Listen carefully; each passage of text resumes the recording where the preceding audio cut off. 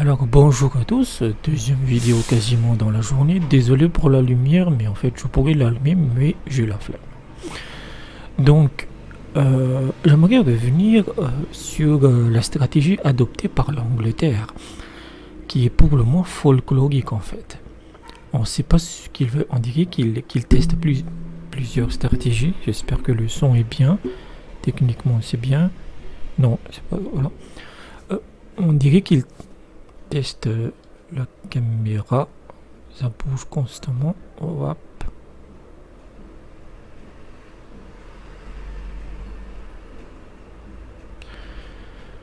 Il teste plusieurs stratégies en fait et il saute de l'un à l'autre en fait. Donc il y a cet article de Science 2.0 qui est celui-là. Donc attendez que je passe sur le bureau.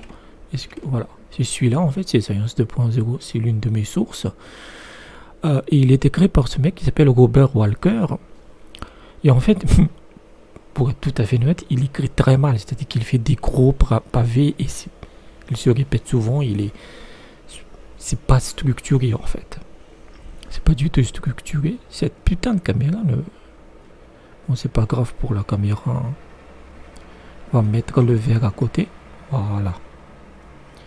Est-ce qu'on voit? Voilà.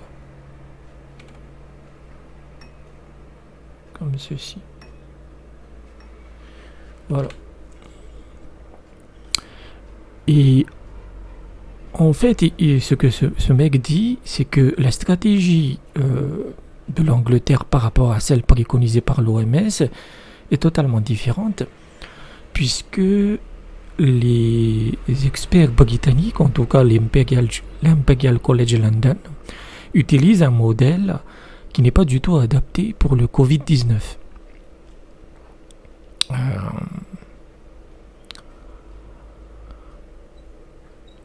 Donc voilà le rapport en question, impact des interventions non pharmaceutiques pour réduire la mortalité du Covid-19 et de la demande des soins de santé. Donc c'est un long rapport, j'ai quasiment lu tout. Je l'ai parcouru parce qu'il fait 20 pages en fait, mais il est résumé par ce mec. Et en fait, c'est même dans le résumé. Donc l'Angleterre a deux stratégies possibles. La première, c'est... on va repasser pour la webcam parce que la première c'est la mitigation ou la mitigation. La mitigation, c'est-à-dire que on contrôle certains mouvements mais on laisse l'épidémie suivre son cours. Et la seconde c'est la suppression, c'est-à-dire avec des mesures drastiques pour non seulement réduire l'épidémie mais inverser le nombre d'infectés et de patients. Et pourquoi la mitigation? Donc la mitigation, c'est ce que je disais dans une précédente vidéo, ça fait partie de l'immunité de groupe. On laisse faire la maladie suivre son cours. Du moment que la plupart des personnes sont infectées, eh ben, le virus ne peut plus se transmettre. Et pourquoi ils utilisent une telle stratégie qui paraît dégueulasse à première vue? Mais dans cette mitigation, il y a un soin particulier aux personnes âgées et aux personnes atteintes en fait. C'est pas genre, voilà, c'est pas au bonheur la chance. Non, il y a quand même un certain contrôle, mais on tire les ficelles de loin, on laisse faire l'épidémie. Pourquoi ils utilisent ce scénario? C'est que l'Angleterre est d'abord un pays ultra libéral. Et ça, il faut que ce soit sur Boris Johnson ou autre. Ça, c'est une montagne. La liberté d'expression et la liberté de circulation, la liberté d'entreprendre, etc., c'est sanctifié pour eux. C'est même plus sacré qu'aux États-Unis. Tu plaisantes pas avec leur liberté. Donc, pour eux, toute tentative de contraindre cette liberté, comme c'est le cas dans l'Union européenne, c'est un non-sens absolu en fait. Tu fais pas ça à moins d'avoir un cas de force majeure. Et pour eux, c'est pas un cas de force majeure. J'en parlerai peut-être sans doute par la suite, mais voilà. Donc on laisse faire, c'est que l'avantage avec ça, c'est que ça pèse pas énormément sur le système de santé. C'est vraiment sombre, mais on verra, on fera avec. Donc, donc ça leur permet en fait d'avoir un système de santé stable qui va s'occuper des personnes âgées et des plus atteints, mais qui laisse un peu les jeunes à risque. Et si des jeunes infectés du Covid-19 développent des problèmes respiratoires, ben ils sont un peu dans la merde en fait. Donc voilà. La seconde stratégie,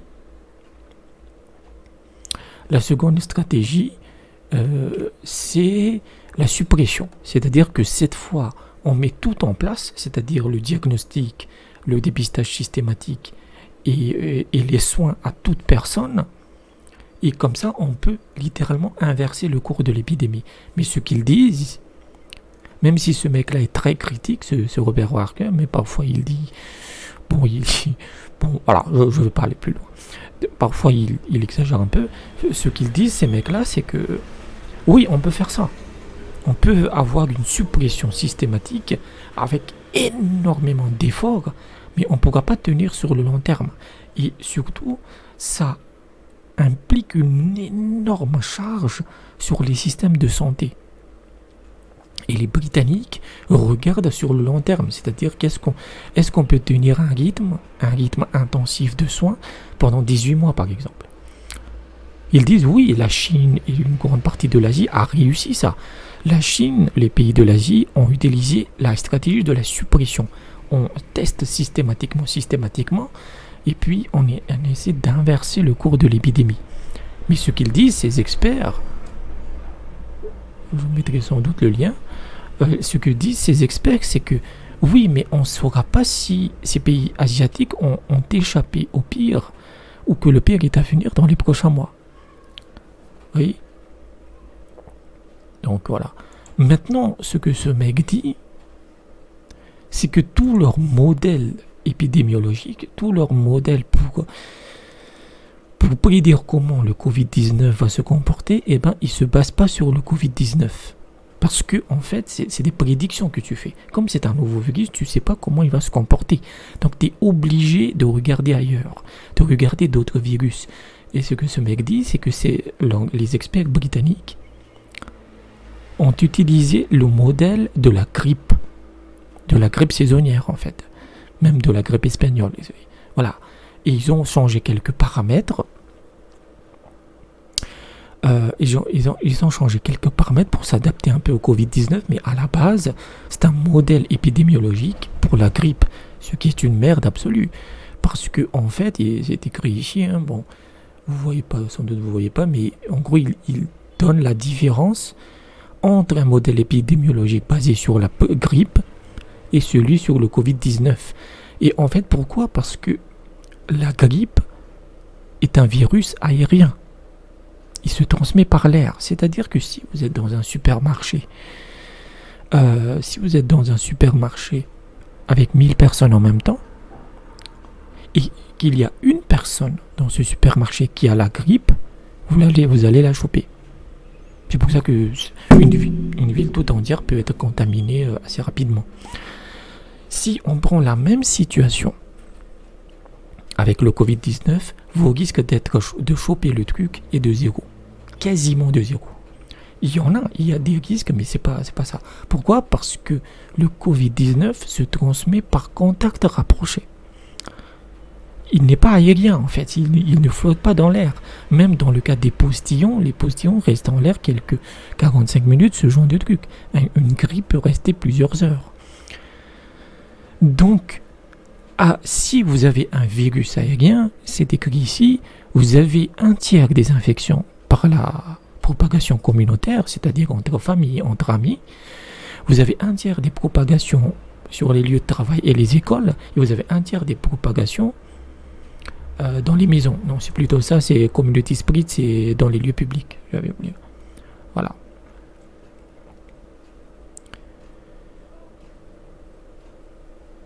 Et dans le cas du Covid-19, ils disent, voilà, La propagation communautaire dans les lieux publics est très rare. Les écoles, c'est possible, mais on ne sait pas trop. Mais 80% des infections viennent des maisons. 80% d'infections. Ça peut être les prisons, les hôpitaux, etc.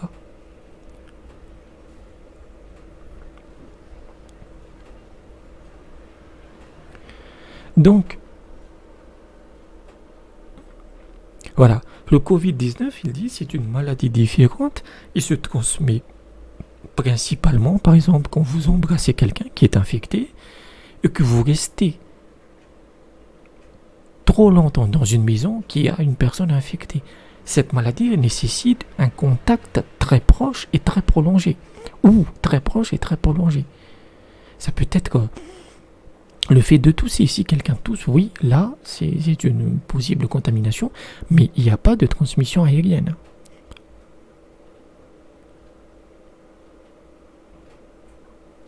Singapour, voilà, le mec, il prend souvent l'exemple de Singapour. C'est que Singapour a réussi à contrôler l'épidémie sans confinement. Quasiment sans confinement, en fait.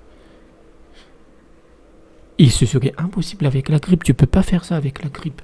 Pourquoi? Parce que la méthode, et je le dis depuis plusieurs vidéos, la méthode à utiliser,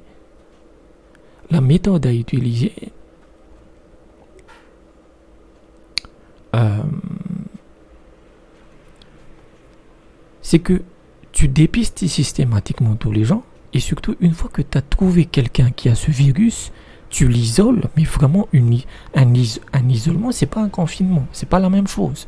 Un confinement, c'est tout le monde. Un isolement, c'est une personne, et surtout tu retraces ses contacts.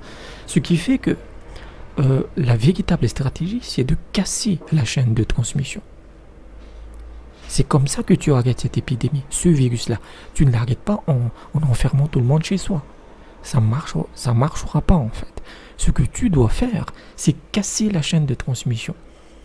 Il donne un petit nombre ici, je me rappelle plus si c'est ici. Tac, tac, tac, tac, tac. Voilà. Il dit, voilà.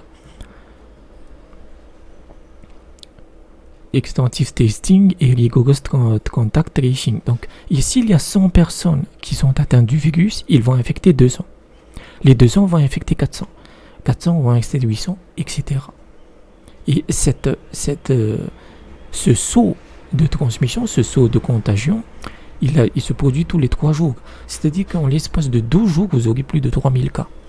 Mais si vous cassez la chaîne de transmission, c'est-à-dire que vous arrêtez la personne qui est infectée et que vous testez de plus en plus ses contacts, ça va au lieu de passer de 100 à 200, ici, là,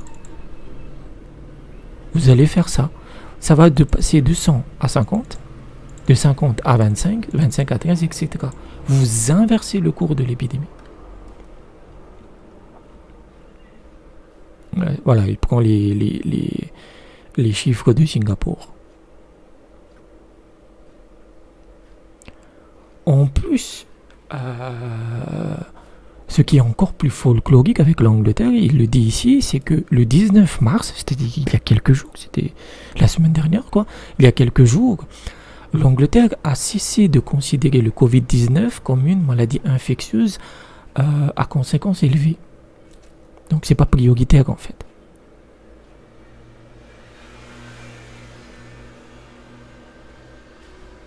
C'est pas très prioritaire. Et pourquoi ils ont fait cette classification? Pour avoir des systèmes de santé qui répondent différemment. C'est pas juste une annonce comme ça. Il y a le système de santé va s'adapter selon l'annonce qui est faite.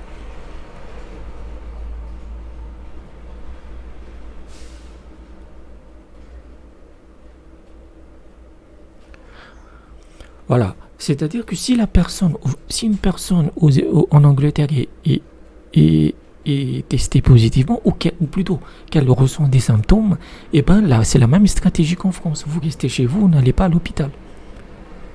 Le problème, c'est que vous ne pouvez pas garantir vous-même une quarantaine. Une quarantaine, c'est les équipes médicales qui peuvent le faire.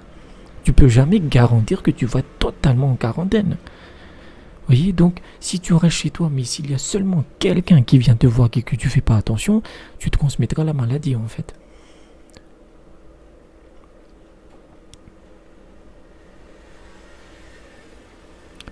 Voilà, on sent, en fait, l'article est long, et c'est pour ça que j'aime pas vraiment souvent ce mec, parce que c'est totalement déstructuré. On sent que je vais pas être très long, je vais repasser sur la webcam. On sent que pourquoi ils changent tellement de stratégie? En fait, l'Angleterre, je pense qu'ils ont un système de santé aux fraises. En fait, leur système de santé est quasi similaire à celui de l'Italie et la France. Ils essaient d'éviter d'atteindre ce point-là. Donc ils se disent, si l'immunité de groupe sauvage, c'est pas un concept scientifique, hein. Ça ne l'est pas. Mais ce qu'ils se disent, c'est que si ça nous permet d'éviter la situation de l'Italie, même si on augmente le taux d'infection, ben on gagne au change. Il y a aussi l'aspect économique qu'ils regardent, en fait. Donc c'est pour ça que, en fait, l'Angleterre suit exactement la même stratégie que la France. Ils faisaient des tests, hein, jusqu'au 12 mars 2020. C'est 19 mars, les derniers, c'était 2020 aussi. Ils faisaient des tests systématiques jusqu'au 12 mars. Mais là, ils ont changé d'avis, en fait. Ils laissent faire la maladie. C'est très bizarre. Après, les écoles, ce genre de trucs sont fermés, hein. Les bars sont fermés, les lieux publics sont fermés. Donc, ils ralentissent le truc. C'est un confinement partiel, mais tu peux sortir, etc. En faisant attention. Mais c'est très bizarre, en fait. Ça sent que beaucoup de pays européens sont vraiment ont la même situation que les systèmes de santé des pays pauvres. Je l'avais dit quand j'avais parlé de l'Italie comme modèle pour les pays pauvres. Et c'est démentiel que vous, qui soyez un des pays riches, qui vous considérez comme faisant partie de l'OCDE, vous en arriviez là, en fait.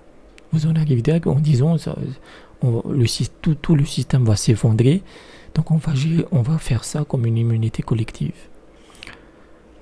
C'est triste, quoi. C'est à vous d'être en première ligne et vous ne le faites pas. Donc je regarde si j'ai pas manqué quelque chose. Une autre chose que je voudrais vous montrer, on va repasser. Désolé pour ce va-et-vient, mais moi je regarde les statistiques assez régulièrement sur ce site-là, Worldometers. D'autres regardent le site de John Hopkins, mais celui-là il est vraiment très bien détaillé. Il n'est pas forcément à jour, parfois il a 5-10 jours de retard, mais il est vraiment très bien détaillé. C'est Worldometer Info. Ensuite, /coronavirus/. Donc j'aimerais que vous montriez quelque chose. Donc ça c'est le nombre de cas dans le monde. Aujourd'hui la Chine est toujours devant. Mais en termes de morts, l'Italie est largement devant. Regardez ça, quoi. L'Italie est à 5400 morts et la Chine est à 3200. Voilà. Mais j'aimerais montrer ceci. J'aimerais que vous montriez, j'ai fait un tri croissant par le nombre pour les pays qui ont, parce qu'il y a différents, ça c'est les cas totaux, les cas au total, les nouveaux cas chaque jour. Regardez là le chiffre de l'Espagne, c'est monstrueux, hein. Le nombre de morts, les nouvelles morts chaque jour, les morts journaliers, quoi, ceux qui ont été guéris, les cas actifs, les cas en critique. C'est ça qui nous intéresse, et le nombre de cas par million. Ok? Donc, je ne sais pas si c'est le nombre de cas testés par million, parce que voilà.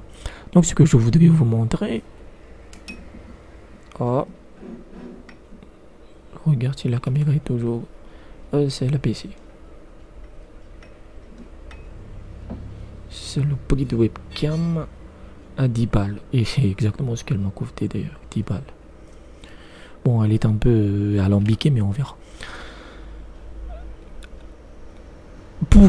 Pourquoi je veux vous montrer ces stats? En fait, c'est les personnes en état critique. Pourquoi je veux vous montrer ces stats? Parce que ces personnes en état critique déterminent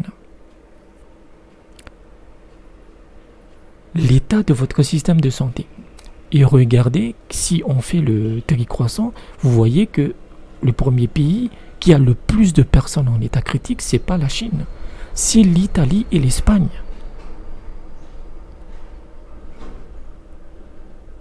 Vous voyez le truc? C'est 3000 personnes pour 5000 morts. Alors que la Chine, elle a 1700 personnes en état critique pour 3200. Ça, c'est une mesure extrêmement importante pour déterminer le nombre l'état catastrophique du système de santé. Et l'Italie a une population qui est 10 fois plus inférieur à celui, c'est combien en Italie? C'est 40 millions ou 50 millions, je ne me rappelle plus. 10 à 15 fois inférieure à celle de la Chine. La Chine, c'est 1 milliard. Et ils sont déjà quasiment 60 000 cas. La Chine est à 80 000 sur 1 milliard, imaginez le truc, quoi. L'Espagne étant, je le dis tout de suite, l'Espagne est dans un état encore pire que celle de l'Italie.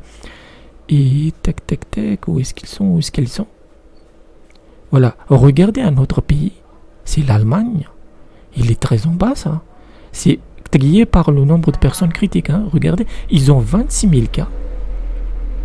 Ils ont quasiment à peine 100 morts, alors que la France, elle a que 16 000 cas pour 600 morts. L'Allemagne, voilà, 26 000 cas pour, même si leur nombre de morts non, ça c'est pour 100 cas. Ils ont 100 morts, c'est-à-dire que leur système de santé est très robuste. Et parce qu'ils n'ont que 23 personnes en état critique. Vous voyez? Donc le nombre de personnes critiques en état critique, ceci, et le nombre de morts est corrélé. Évidemment, si la personne est en état critique, elle a un risque plus important de mourir en fait. Donc c'est vraiment lié à un système de santé déviant. C'est pas que l'épidémie est plus dangereuse là-bas ou que leur confinement ne marche mieux ou moins là-bas. Non. C'est vraiment que ce système de santé ne tient pas. Il ne tient plus en fait. Il suffit de voir celui de l'Italie, qui est plus élevé, que la France, ou quasiment l'Espagne est un peu plus élevée, mais ils ont très peu de morts, quasiment 110 morts pour 27 000 cas.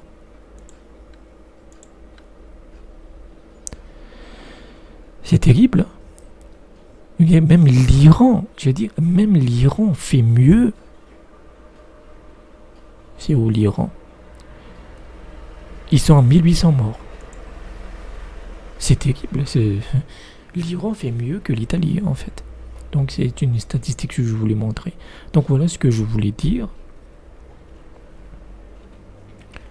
Donc je ne pensais pas que le système de santé de vos pays européens, que ce soit l'Angleterre, la France, l'Italie ou l'Espagne, était dans un tel état.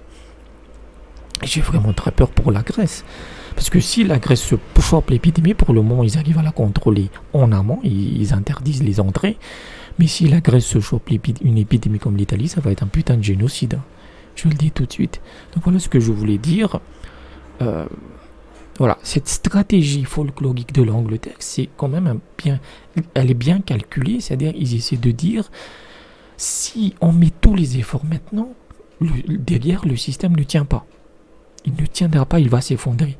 Donc on laisse faire un peu la maladie. Mais ils auront le même résultat, puisque le nombre de cas va augmenter. Et donc par conséquent, automatiquement le nombre de morts. Donc, même si l'épidémie est dans une courbe descendante, on dit que le pic est devant nous, on verra s'il y a vraiment un pic. J'espère que ça va baisser, parce que ça commence vraiment à devenir la merde. Donc voilà ce que je voulais dire. Merci et à bientôt. À bientôt.